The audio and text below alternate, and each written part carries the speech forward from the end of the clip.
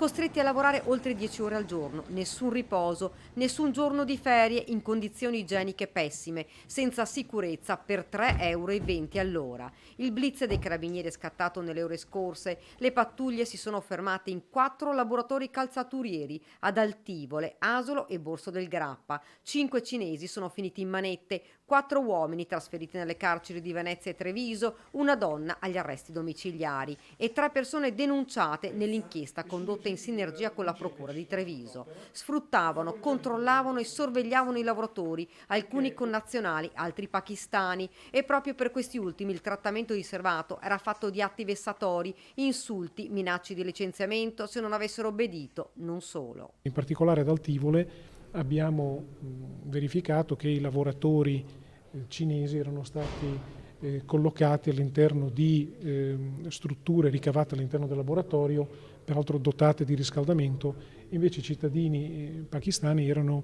stati posizionati all'interno di roulotte dismesse, privi di servizi igienici e anche di riscaldamento all'esterno della struttura.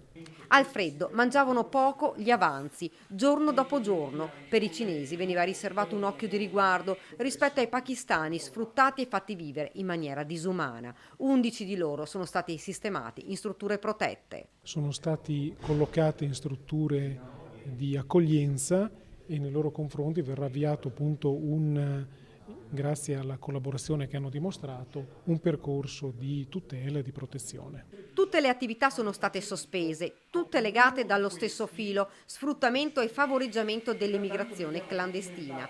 Combinati in totali sanzioni per 125.944 € e 376.394 € di ammende.